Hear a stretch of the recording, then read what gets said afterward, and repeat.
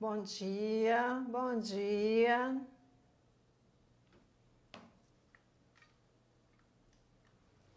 Vamos às inovações tecnológicas, um congresso no Instagram. Bom dia, Diego. Bom dia, gente. Sejam bem-vindos. Não, acho que só mudou de palestrante, né? A gente está começando. Oi, Bia, bom dia.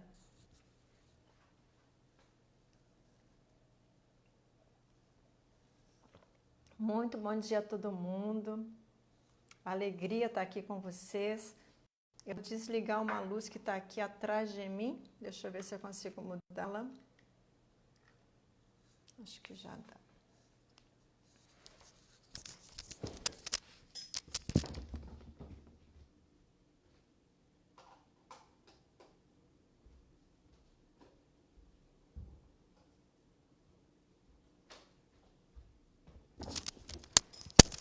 Pronto, agora fica melhor, tem reflexos. Bom dia, gente. Bom dia. Deixa todo mundo chegando para a gente começar a nossa apresentação.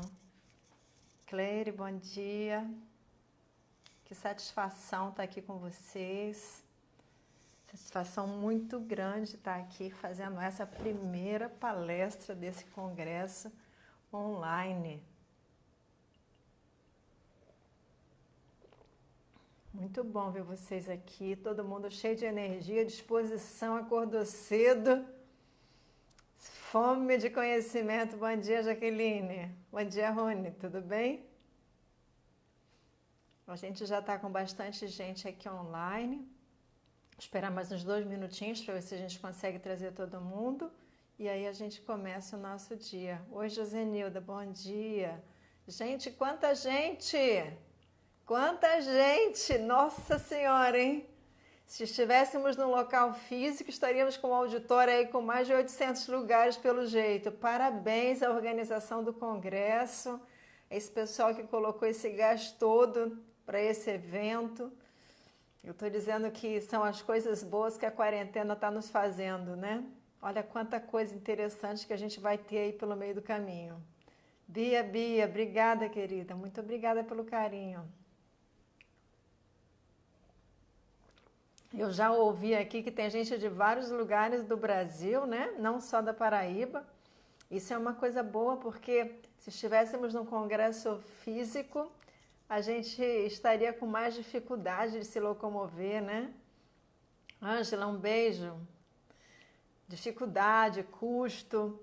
E aí a gente tem essa possibilidade agora aqui de estar juntos, estando distantes. E eu estou maravilhada com esse negócio. Um congresso no Instagram. Emerson, um abraço.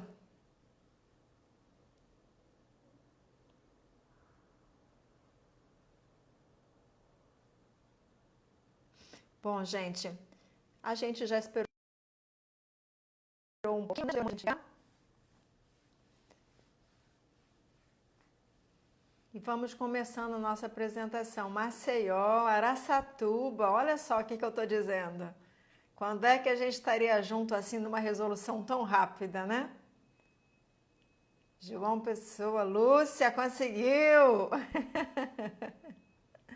Muito bom. Érica, eu não sei te dizer não, mas na hora do intervalo alguém fala com a gente, tá bom? Bom, gente, vamos lá. Primeiro eu gostaria de agradecer a possibilidade de estar aqui. Para mim foi uma grande honra estar fazendo essa primeira apresentação do dia, né? Abrindo todo esse evento que a gente vai ter aqui. E eu vi a programação, tá muito boa. Vou ter que ficar aqui ao longo do dia todo, porque tem muita coisa boa para a gente ouvir.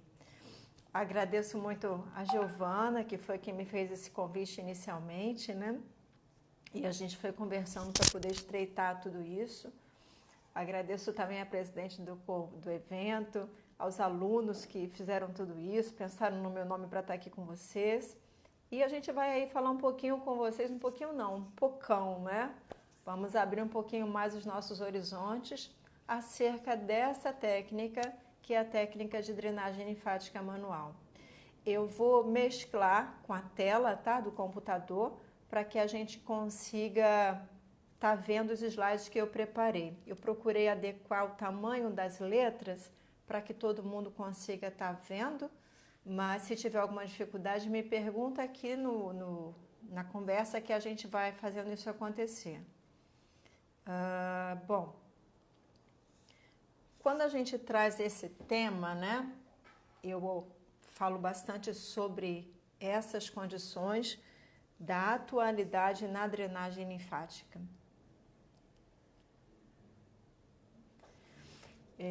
A gente vê muitas atualidades acontecendo, algumas das atualidades, na maior parte das vezes, sem nenhuma fundamentação, e essa falta de fundamentação a gente acaba, na verdade, comprometendo resultado, comprometendo qualidade, comprometendo eficiência e eficácia, né?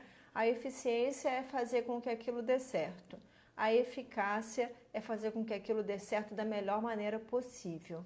Então, todas as vezes que eu vejo alguma coisa voltada para essa questão de atualidades em drenagem linfática manual, eu tenho grande preocupação com isso, porque a falta de conhecimento técnico e científico sobre a drenagem linfática manual e sobre o sistema linfático manual é algo que me incomoda muito.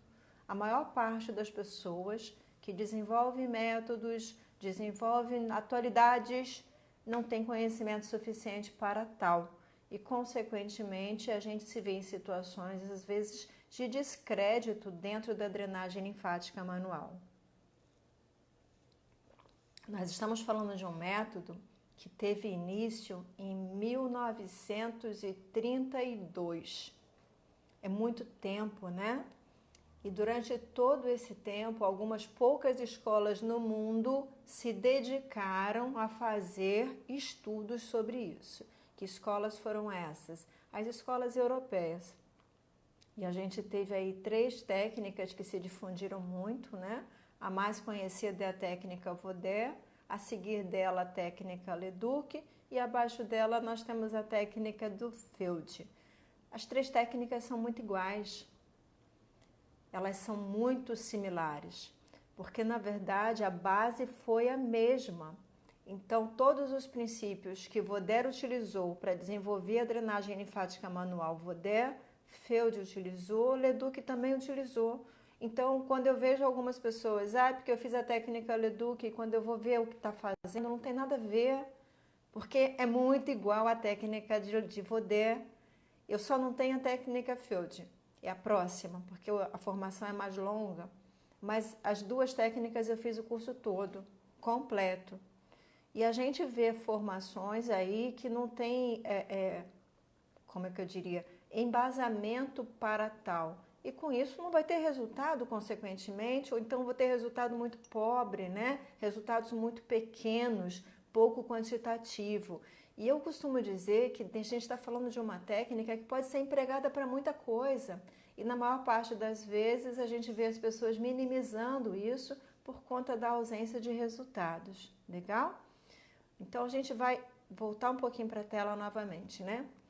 Só para que a gente não esqueça, o sistema linfático, ele é parte do sistema circulatório. Isso é uma realidade.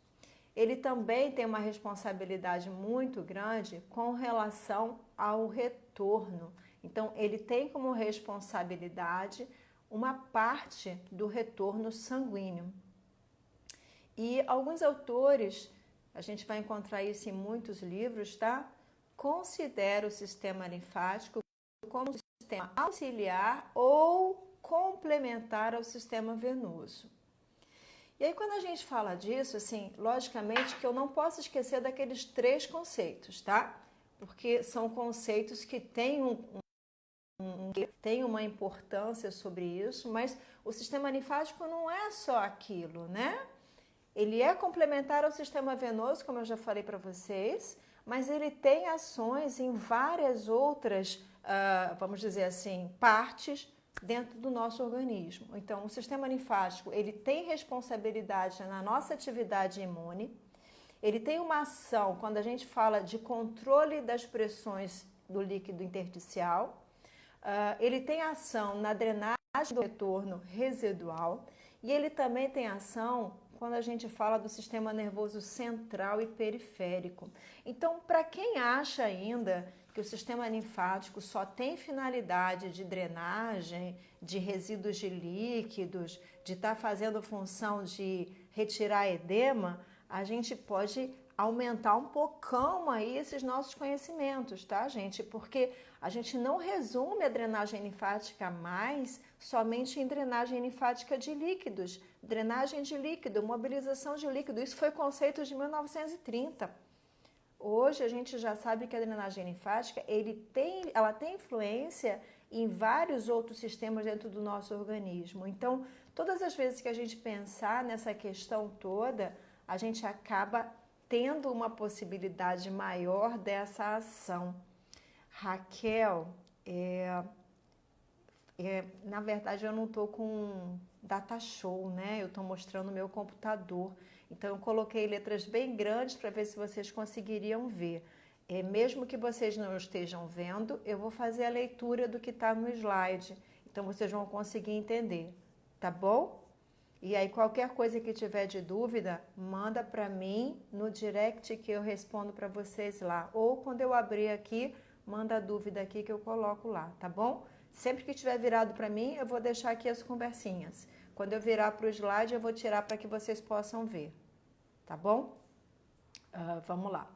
Então, quando a gente pensa nisso, né, voltando ao nosso raciocínio, pensar em drenagem linfática manual não é pensar só em drenagem de líquidos, em excesso de líquido, mas é também pensar em todas as outras ações que o nosso sistema linfático pode desenvolver.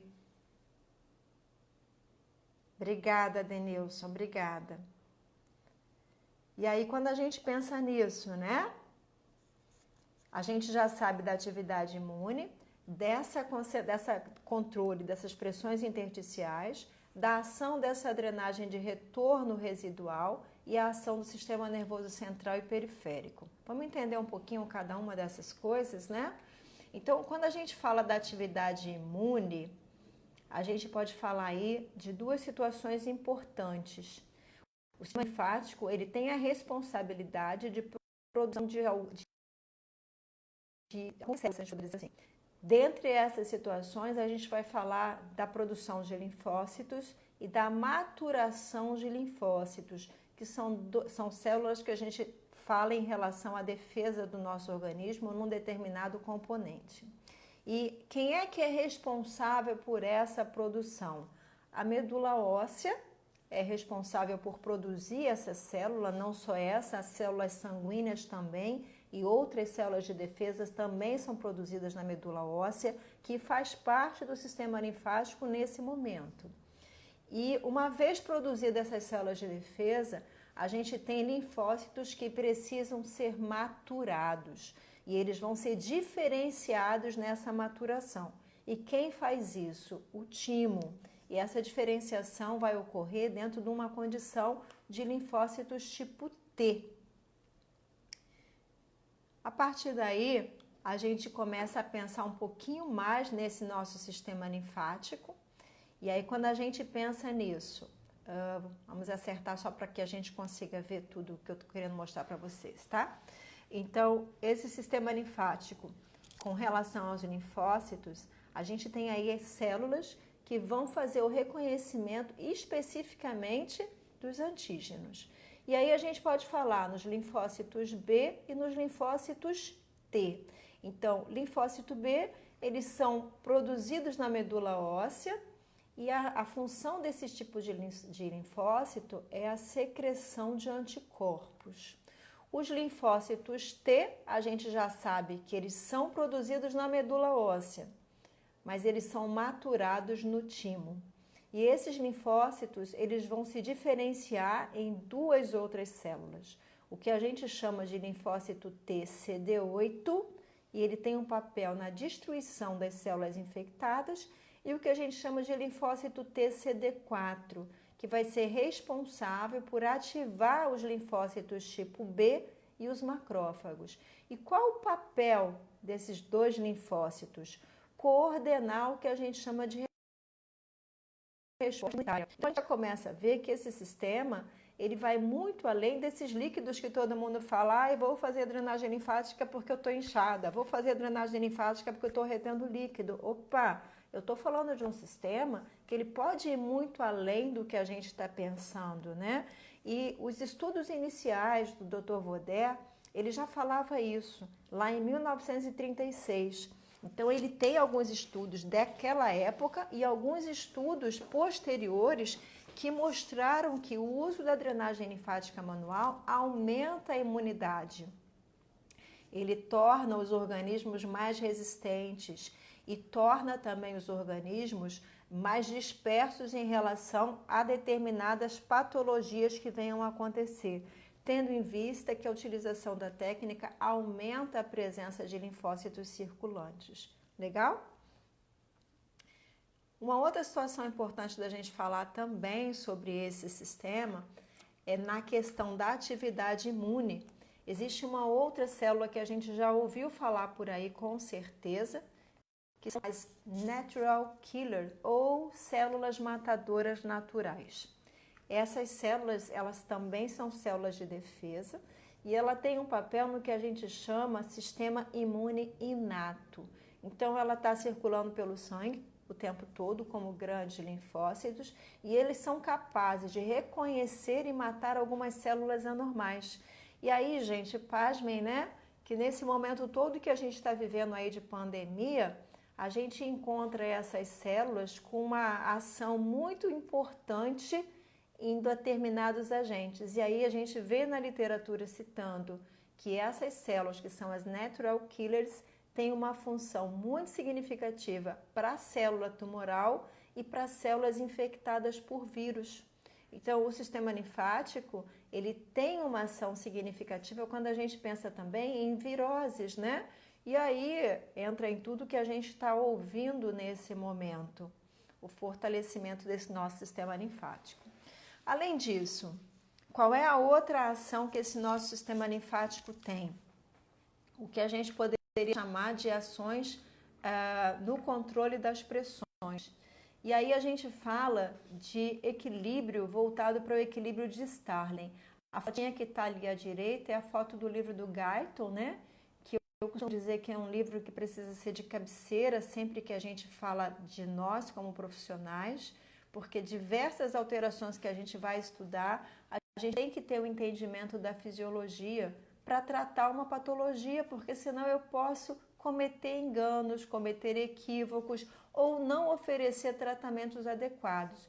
E o Guyton, que é um livro que eu leio desde a minha faculdade, isso já bota aí 30 e poucos anos, desde que eu entrei na universidade, o pessoal costuma brincar, né, que a dermatofuncional faz bem pra gente. Tem 32 anos que eu entrei na faculdade, viu, gente? E 27 que eu já saí, quase 28.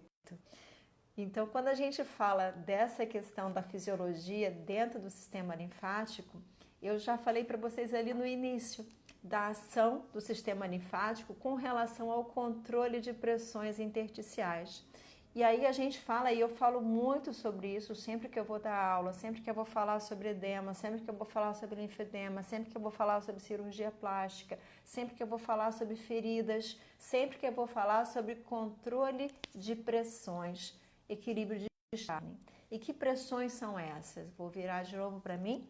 A gente fala de pressões hidrostática e pressão oncótica. E por mais batido que isso seja para algumas pessoas, às vezes o entendimento disso acaba ficando deficiente em formas de resultados. Então, quando eu falo de pressão hidrostática, a gente está falando especificamente da pressão que os líquidos exercem sobre o tecido. E a pressão oncótica é a pressão que as proteínas exercem sobre o tecido.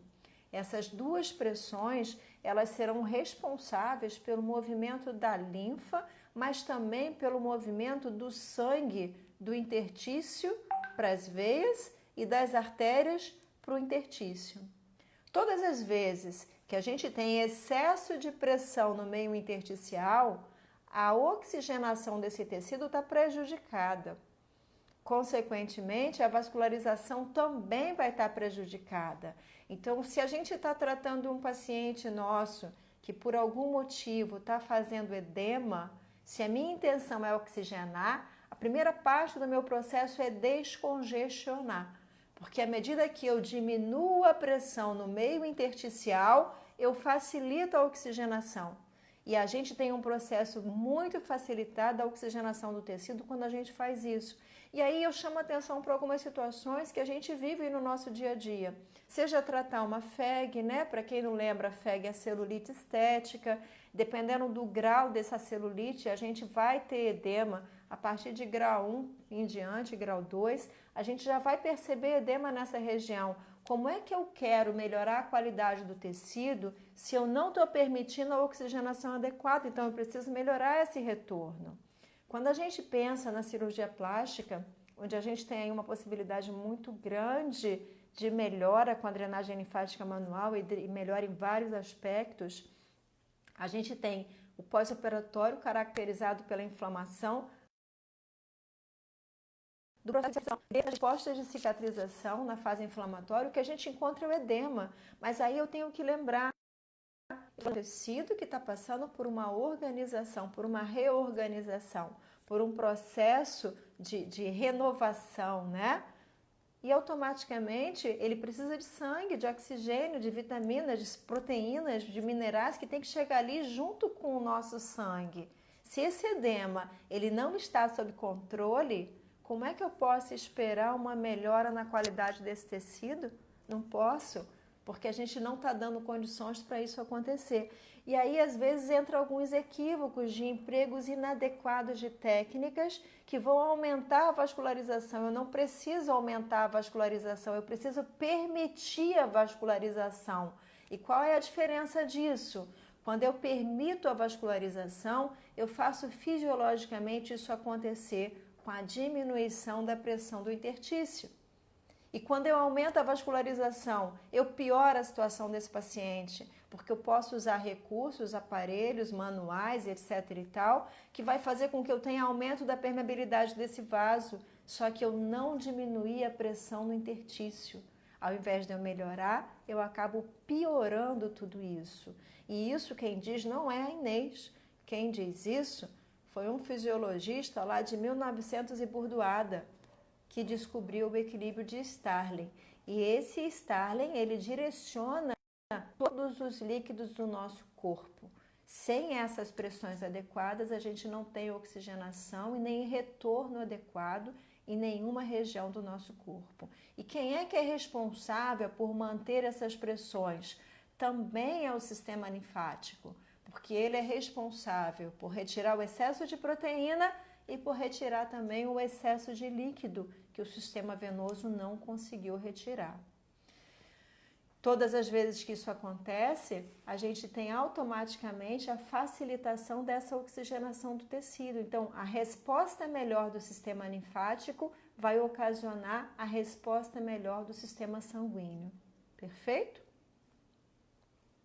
E aí, quando a gente pensa em tudo isso, inicialmente nós tínhamos uma divisão do sistema linfático, que sempre que a gente estudava isso tudo, a gente tinha aí uma divisão básica, né? Eu coloquei aqui do ladinho uma das principais referências em drenagem linfática durante muito tempo, que foi o livro do Dr. Albert Leduc. Albert Leduc foi o mentor da técnica Leduc e foi um dos primeiros livros que chegaram no nosso Brasil, traduzido para o português. Esse sistema linfático, segundo o Leduc e segundo vários outros autores que vieram depois dele, dividiram o sistema linfático da forma que eu coloquei aqui para vocês. E aí, fazendo a leitura disso, a gente fala dos vasos linfáticos, dos linfonodos, do baço, do timo e das amígdalas. O mentor faz uma separação desses vasos linfáticos, né, dentro do sistema linfático. E é legal que a gente pense e compreenda que esses vasos linfáticos, eles são parte do mesmo vaso, só que em segmentos diferentes. Então, a primeira parte desse segmento de vasos é chamado capilar linfático, que são os vasos, para muitos autores e com toda a referência possível, responsável pela captação da linfa nesse meio intersticial. Então, se a linfa sai do interstício, Sai porque o capilar linfático faz esse transporte iniciar. E uma vez dentro do capilar linfático, esse líquido passa a se movimentar dentro do vaso.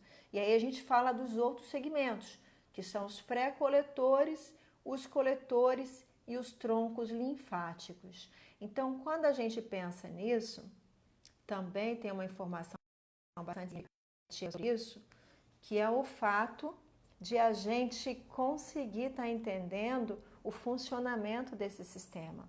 Certamente vocês já ouviram falar em drenagem linfática reversa, que às vezes ela é mal empregada quando a gente fala de, por exemplo, cirurgia plástica, o emprego não é esse. O termo drenagem linfática reversa tem a ver com regiões que perderam capacidade de drenagem, seja por conta de cirurgia, principalmente a gente vai estar falando aí de cirurgias oncológicas, né? Ou por lesões de vasos. Então, quando a gente pensa nisso, a gente vai ter que procurar um caminho diferente para essa linfa passar. Isso é drenagem linfática reversa. Então, normalmente, a gente vai estar falando sobre isso sempre que falar em oncologia. Então, teve lesão, o sistema linfático não funciona adequadamente, a gente vai ter esse processo acontecendo por um outro caminho. E aí existem algumas dúvidas com relação a isso. O sistema linfático ele é unidirecional, verdade, mas num determinado segmento. Sempre que a gente fala de drenagem linfática, o segmento dos capilares, que foram aqueles primeiros vasos que eu falei a vocês, né? Voltando lá atrás, aonde a gente tem o início dessa linfa começando, são vasos que não têm válvulas internas. E essa função de não ter válvulas internas tem um fator muito importante, que é fazer o direcionamento dessa linfa para onde a gente tem condições de receber. Então, se determinado vaso está mais sobrecarregado, a pressão dentro desse segmento vai ser maior. Automaticamente, essa linfa se direciona para um outro vaso que está próximo e que está vazio e que vai ter pressão menor. E por conta disso, esse capilar consegue fazer o transporte para qualquer região. Olha que facilidade que a gente tem aí dentro da nossa anatomia. E é por isso que a drenagem linfática reversa funciona, porque a nível de capilar, essa linfa vai se movimentar de acordo com as pressões. Então, se eu faço pressão para um lado, eu levo essa linfa para um lado ou para outro, independente de onde isso aconteça. Isso acontece também, por exemplo, quando a gente fala de cicatrizes. Sempre que eu tenho um corte, eu tenho uma interrupção desses vasos. Caramba, e agora faço o quê? Desvia. E eu consigo fazer com que essa linfa se movimente num sentido distinto, porque os capilares linfáticos é quem vão fazer isso.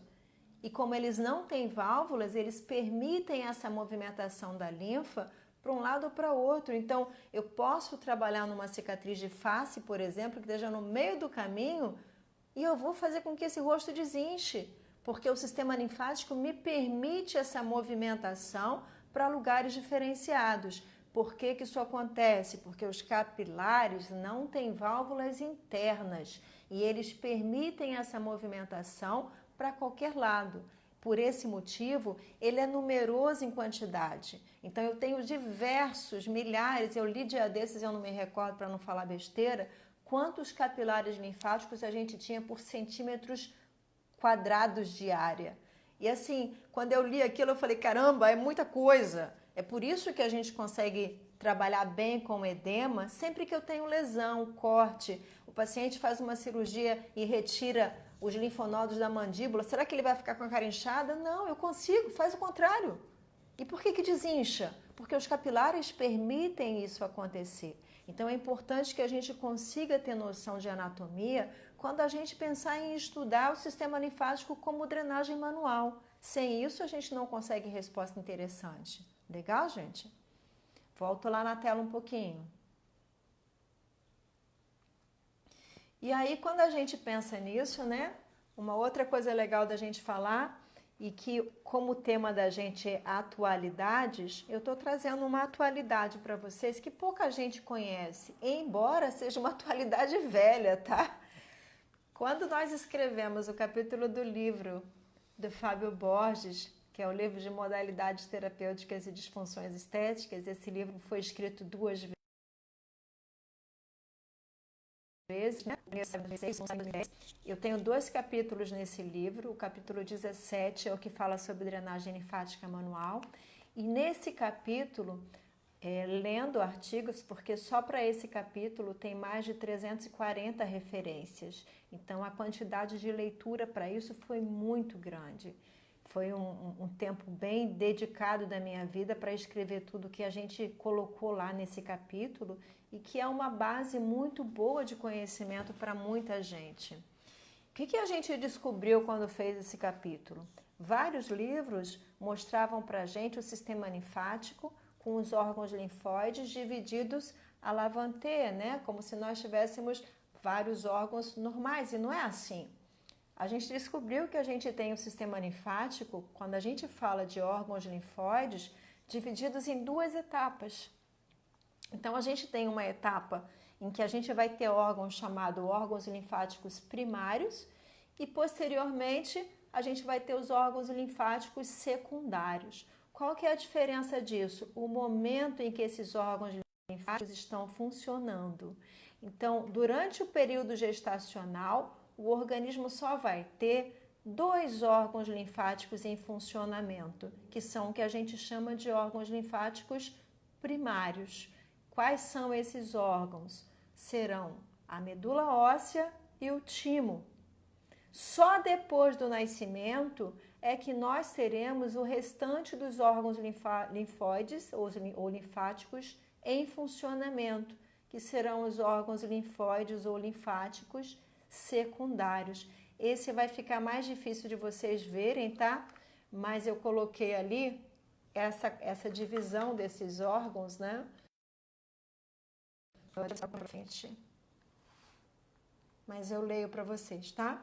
Então, aqui em cima, a gente tem os 2 primeiros que estão funcionando, que são os órgãos primários, a medula óssea e o timo. Opa, aumentou. E o timo.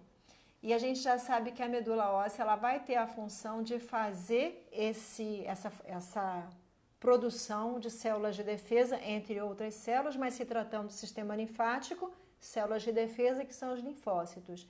E posteriormente a gente vai ter o timo junto, maturando essas células. Secundariamente, depois que a gente tem o nascimento do bebê, a gente vai ter outras 3 órgãos em funcionamento. E aí sim, a gente vai encontrar o baço, as amígdalas e os linfonodos. Gente, essa informação, ela saiu nesses 2 livros, 2006 e 2010. Até esse momento, aquele período, a gente tinha somente escrito isso de uma maneira muito básica, sem nenhuma divisão e sem nenhuma explicação sobre isso, né? A partir desse livro de 2006, vários outros autores brasileiros lançaram livros de drenagem linfática manual.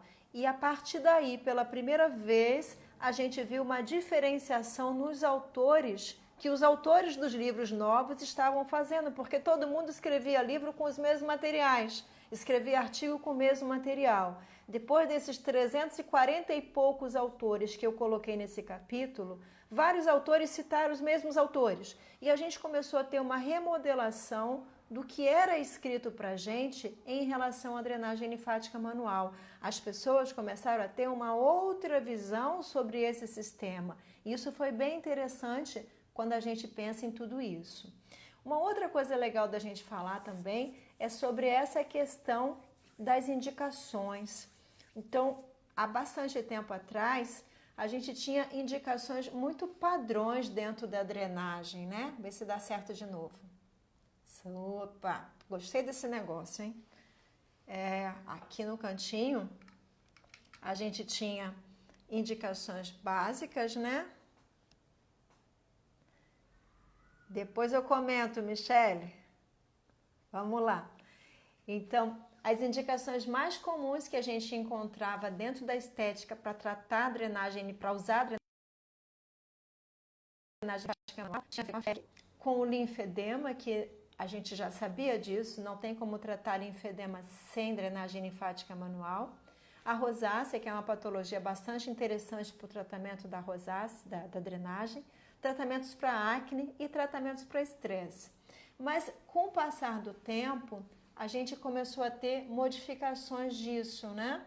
E aí a gente teve também a separação desses tratamentos em estética, em indicações de cirurgia e indicações terapêuticas. Então, hoje, dentro da estética, a gente vê a drenagem linfática manual sendo indicada para tratamentos de FEG em diferentes graus. A gente vai lembra do que eu falei para vocês das pressões.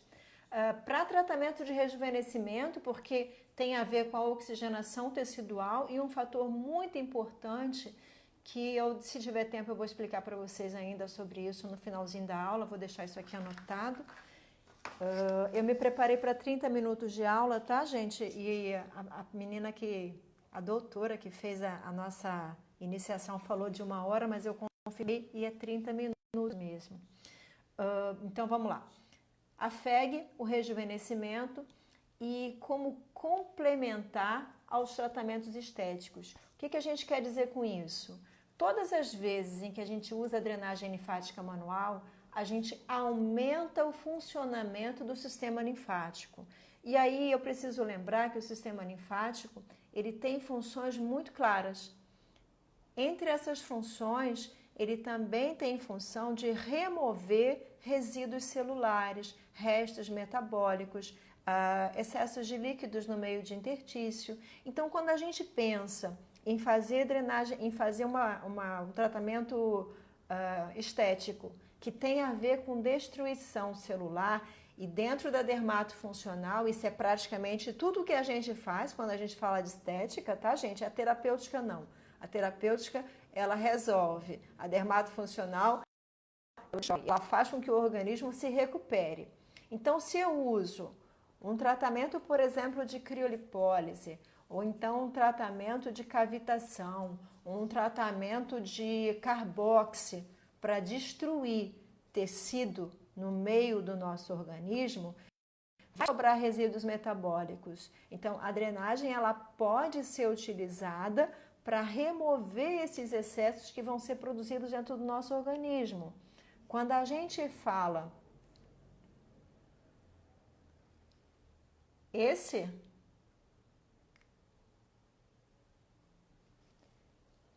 quando a gente fala, vocês estão me ouvindo, gente?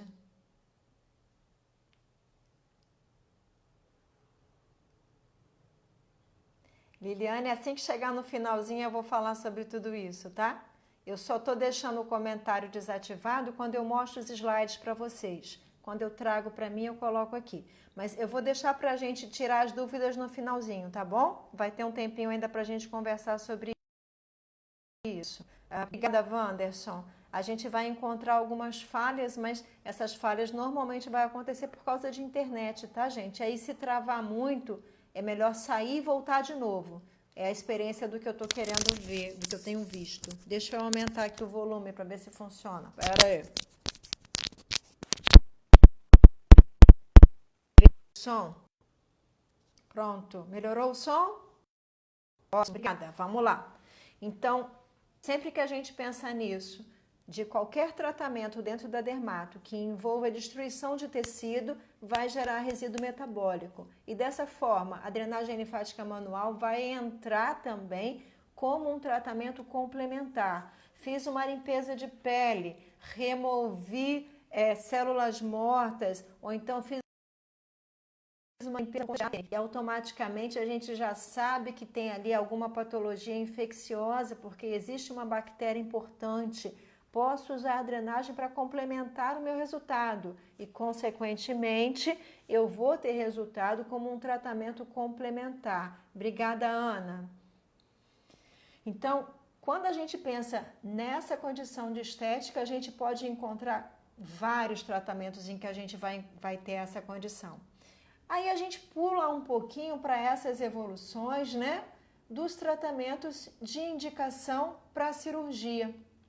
E aí dentro disso, eu vou encontrar possibilidades de atuar em diversas especialidades cirúrgicas, porque o que a gente mais fala hoje é dentro da cirurgia plástica, é o mais comum, mas a gente pode ter atuação da drenagem linfática manual além da cirurgia plástica, em todos os procedimentos, tanto estético como reparadores, também na cirurgia vascular, por exemplo. E aí eu posso pensar não só naquele paciente que fez uma cirurgia para retirar vasos, as cirurgias de varizes, né, que são a flebectomia ou a safenectomia, mas eu posso pensar em cirurgias de grande porte, por exemplo. Cirurgias em que a gente tem a retirada de aneurisma, é uma cirurgia que a gente pode ter indicação da drenagem linfática manual, porque uma das respostas do tempo que esse paciente vai ficar imobilizado é a gente pensar aí num edema que vai acontecer de membros inferiores por conta disso. A drenagem está muito indicada, não só para a parte de varizes, mas também para cirurgias maiores, né? E ainda pensando na parte vascular, eu vou falar daqui a pouco, mas a gente não deixa de incluir também aí pacientes que tiveram trombose e vai ficar com edema residual, isso também tem a ver com a parte vascular.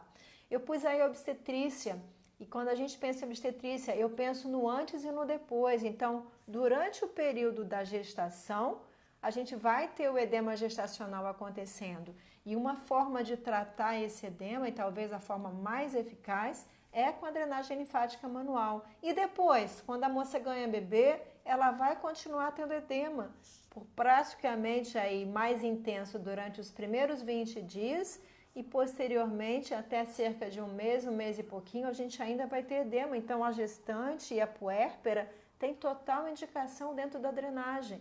E aí a gente entra em outras coisas. A drenagem relaxa, diminui dor, acalma estresse. Putz, isso eu acho que depois que ganha bebê é tudo que toda mulher quer, né? Diminuir os estresses. Na parte ginecológica, a gente pode pensar em determinadas alterações que têm a ver, por exemplo, com TPM, que além de deixar a mulher inchada, ainda vai deixar a mulher mal-humorada. Então, a drenagem também consegue atuar com relação a isso. Na parte de mastologia, a gente pode falar principalmente dentro dessas questões que têm a ver com os edemas em relação às mamas, e a gente chama isso de mastodinia. Isso acontece principalmente no período de ovulação e no período menstrual.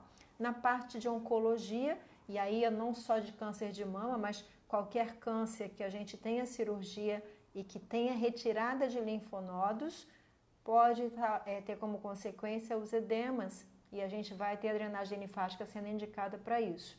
E mais recentemente, as cirurgias bariátricas, que vão ter como consequência também alterações dessa movimentação de líquidos. A drenagem linfática manual também tem indicação. E quando a gente pensa em terapêutica, a gente pode colocar aí algumas coisas bem pontuais, né? O linfedema é o carro-chefe sempre que a gente pensa em tratamento terapêutico. Eu já falei para vocês agorinha da trombose, o TVP, a trombose venosa profunda.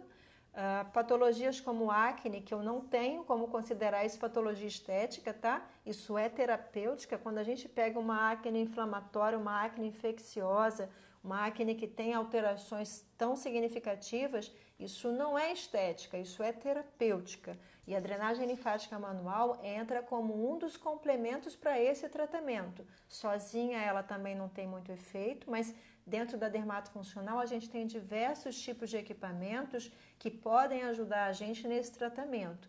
Existe também toda a parte de cosmetologia que a gente vai ter essa ação, inclusive tem um sorteio aí de uma alta frequência, não é isso? Que pode ser empregado conjunto e a gente consegue tratamento para isso com uma efetividade bem interessante. A rosácea, que é uma patologia autoimune, ela é dividida em graus e hoje eu me surpreendo com médicos indicando drenagem linfática manual para tratar a rosácea. Por quê? Porque ela tem muito a ver com estresse. E aí a gente vê a indicação de informações assim, como a acupuntura, a ayurvédica, ano passado eu recebi 2 pacientes com indicação médica de drenagem linfática manual para tratar a rosácea. O estresse, e aí a gente vai falar disso um pouquinho lá na frente, tá? Assim como a insônia e o edema, que também tem essa finalidade dentro da drenagem linfática manual. E aí, gente, eu resolvi trazer para vocês algumas informações que entram dentro de um contexto bem significativo, né? Normalmente, a gente trabalha com algumas hipóteses, porque a drenagem linfática manual ela é pouco explorada para trabalho científico.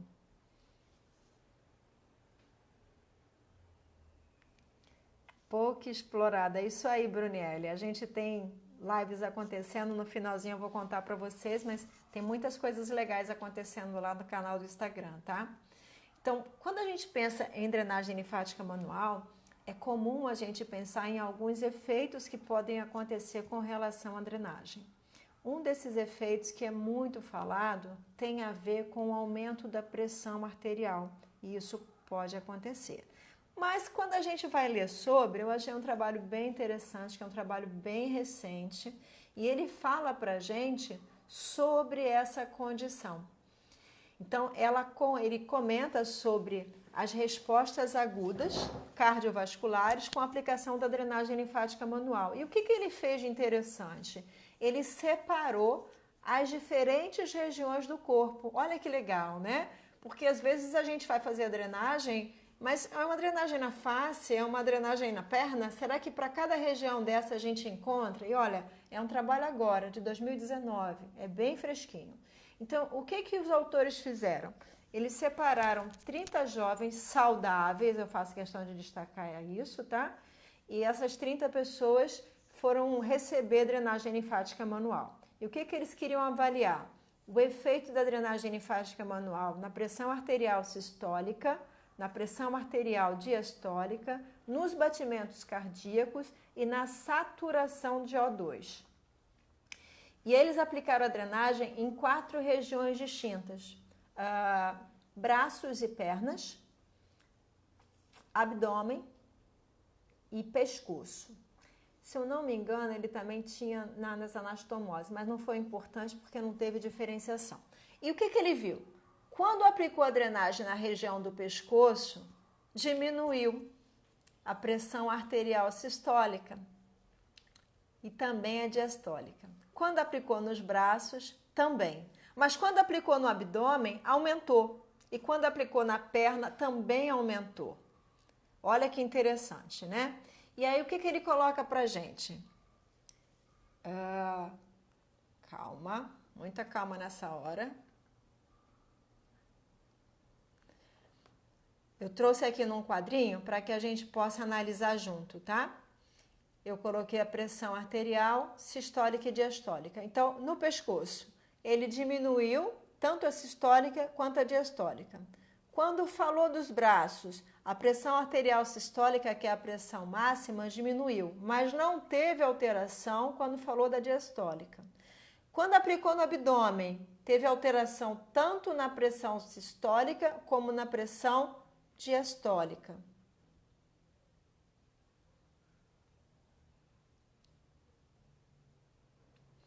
Nas pernas, diminuiu na pressão sistólica e na pressão diastólica.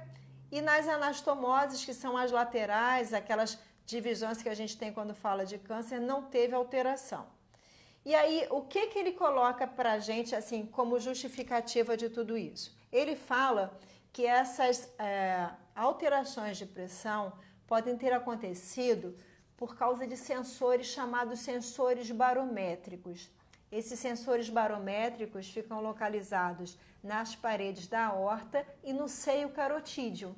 Então, quando a gente vai trabalhar a drenagem linfática manual no pescoço, a gente está trabalhando diretamente na região da carótida. E essa região ela pode fazer o acionamento de um desses sensores barométricos. E isso pode ser um dos motivos da gente ter essa modificação significativa da pressão, tanto arterial tanto sistólica como diastólica.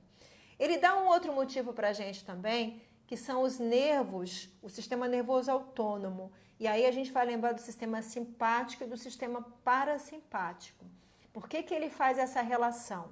Porque a drenagem linfática manual, desde a época lá do Vodé, já era descrito como um sistema que tem uma alteração importante no sistema parasimpático, que é o sistema que deixa a gente relaxado. Então, ele aumenta a atividade do sistema parasimpático consequentemente, ele supõe que isso pode ser um dos motivos de diminuir a pressão. Ele fala também de uma relação que existe do sistema linfático com o hipotálamo, e o hipotálamo tem essa condição de atuação dentro do sistema nervoso simpático e parasimpático. E a outra coisa importante que ele faz uma ressalva é sobre o tempo que esses pacientes ficaram deitados em decúbito dorsal, tanto para drenagem linfática de membros superiores como membros inferiores. Ele relata que isso pode ser uma das causas de levar a essa alteração da pressão. Mas aí ele faz uma consideração bem importante sobre esse trabalho. Ele fala que esse trabalho foi feito com pessoas jovens e saudáveis. E ele não sabe se esse trabalho fosse feito com pessoas com alterações cardiovasculares, se vai ter a mesma resposta. E olha que importante isso, né? E por que eu fiz questão de ressaltar isso ali do lado? Normalmente, quando a gente vai trabalhar com pessoas que são saudáveis, isso vai acontecer com pessoas jovens, vai acontecer com aquelas pessoas que vieram procurar a gente para tratamentos estéticos, porque não tem outras comorbidades. Essas readaptações do sistema vascular é muito mais fácil de acontecer. Quando eu penso em pessoas que já têm uma determinada idade, que têm alterações dentro do nosso sistema cardiovascular, a gente não consegue ter essa definição. E aí, gente, eu trago a minha experiência prática para vocês. Trabalhar com pessoas, por exemplo, com linfedemas ou com edemas mais expressivos, altera a pressão arterial, tanto sistólica como diastólica. E a gente encontra isso em definições muito expressivas. Normalmente, aumenta em 2 a 3 pontos a pressão arterial. Quero dizer que se eu começo a fazer a drenagem linfática com um paciente com uma pressão de 150 na máxima, ele pode chegar a 170. Então, é bem importante que a gente tenha essa definição para que a gente consiga estar fazendo essa modificação. Mostro sim, Charles.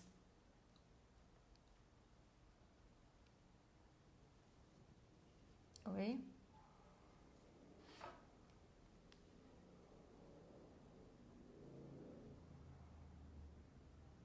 Dá para ver?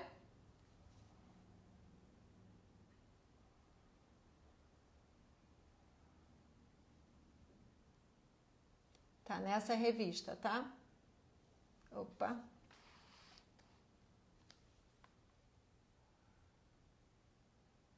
Legal? Vamos lá. Bom, a outra coisa legal da gente falar também, gente, é sobre a drenagem linfática e os efeitos álgicos. Eu não sei se aqui tem gente que trabalha com drenagem linfática manual, mas a minha desenvoltura com a drenagem linfática manual é muito grande para muita coisa, tá? E uma das coisas que eu observo bastante é o efeito analgésico da drenagem linfática manual. E aí, quando a gente fala disso, né, eu posso falar para vocês, principalmente dentro da questão pós-operatória. Então, atender um paciente num período mais agudo de cirurgia, naquele período inicial dos 3 primeiros dias, que às vezes o paciente está lá se contorcendo de dor, mesmo com o uso de medicamento, a gente usa a drenagem linfática manual e passa dor. Com essa simplicidade que eu falei, tá? E aí, quando a gente vê isso, isso tem relação com muitas situações. E esse trabalho que eu vou mostrar para vocês é um trabalho bastante interessante. Caramba, não acredito, já tem 1 hora que eu estou falando? Faltam 8 minutos, eu vou correr um pouquinho, tá, gente? Esse negócio é muito rápido. Então, ele fez um trabalho que ele queria avaliar o limiar de dor. E ele usou pessoas, tanto mulher quanto homem, e ele viu aí não só o limiar, mas também a tolerância. Eu não vou falar desses lances para vocês, porque a gente vai gastar um pouquinho mais de tempo, mas o estudo mostrou que a drenagem linfática aumentou o limiar de dor e a tolerância de dor. E ele acrescenta que esse resultado poderia ser associado a outros tratamentos, como exercício de compressão.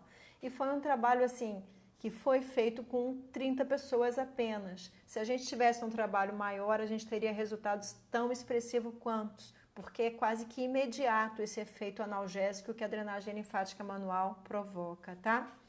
Uma outra coisa legal para falar também são sobre associações.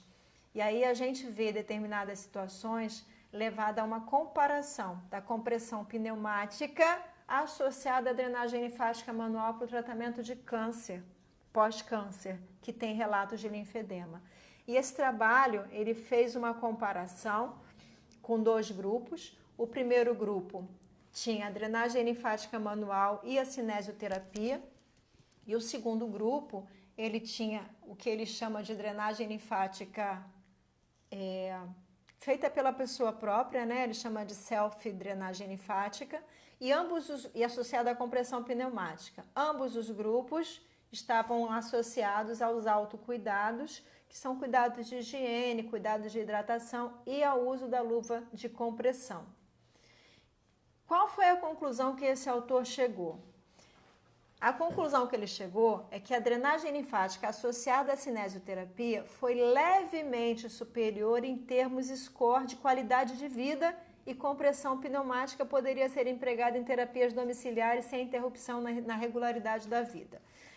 Quando ele colocou esse levemente superior, eu fui olhar o trabalho com mais atenção. Então, eles fizeram um trabalho colocando, se eu não me engano, 8 itens diferentes para ser avaliados. E aí ele falou da saúde global, das escalas de função, desenvolvimento funcional, a parte emocional, função cognitiva, a fadiga, a dor e a dificuldades financeiras. Isso se a drenagem linfática resolvesse, a gente estava feito, né? Mas tudo bem. E aí me chamou a atenção que não foi bem assim. Quando a gente lê o trabalho, eu observo a diferença do que ele falou na conclusão. Ele mostra para mim aqui no trabalho que a gente teve as funções fisiológicas, as funções físicas, muito mais expressivas quando a gente pensa no uso da drenagem linfática manual. Menores quando a gente pensa, por exemplo, no desenvolvimento das alterações emocionais, mas no funcionamento, no desenvolvimento do funcionamento, muito significativo também. Quando a gente pensa aqui nas questões da insônia, isso para mim foi totalmente disparate, né? Isso não tem como caber. E aí, quando eu fui ler o trabalho, me chamou a atenção o conceito que ele falou para a gente sobre a drenagem linfática manual. Então, no trabalho dele, ele coloca aí que a drenagem linfática manual é uma massagem suave que elimina o excesso de fluido no meio intersticial, dissolve ou diminui as alterações fibróticas levemente. É só isso que ele falou sobre. Ele não me diz qual foi a técnica utilizada, como é que essa técnica foi utilizada, qual foi a frequência que isso foi utilizada, qual o tempo que ele gastou com esses pacientes. Por que eu estou mostrando esses detalhes para vocês, gente? Porque quando eu penso nisso, eu levo a uma única situação, a falta de conhecimento da técnica de drenagem linfática manual. E isso, para mim, é um dos maiores erros de quando eu vejo resultados inadequados na utilização da drenagem linfática manual. Sempre que eu leio um trabalho que fala para mim que a drenagem linfática manual não deu certo, que o resultado da drenagem linfática manual foi similar ao resultado do equipamento, eu tenho muita certeza que a pessoa que fez esse trabalho não conhecia os fundamentos de drenagem linfática manual, que é o que esse trabalho me deixa muito claro, tá? E eu coloquei ali do lado uma observação sobre um trabalho que foi realizado no INCA aqui do Rio de Janeiro, mais ou menos em 2010, 2011, que eles fizeram um treinamento grande do pessoal deles com a drenagem linfática manual, e a partir daí a gente teve o acompanhamento desses doentes. O que eles fizeram? Primeiro, eles acompanharam os 2 grupos durante todo o trabalho. Então, uma parte dessas pessoas fizeram drenagem linfática manual, enfaixamento e cinésio, a outra parte só enfaixamento e cinésio. O que eles perceberam? Dentro do mesmo período, praticamente, os 2 grupos tiveram redução desses edemas. Mas vai acabar a nossa live. E eu só quero falar para vocês que de todos esses tratamentos a gente vai encontrar essa drenagem acontecendo, tá, gente? Não esqueçam que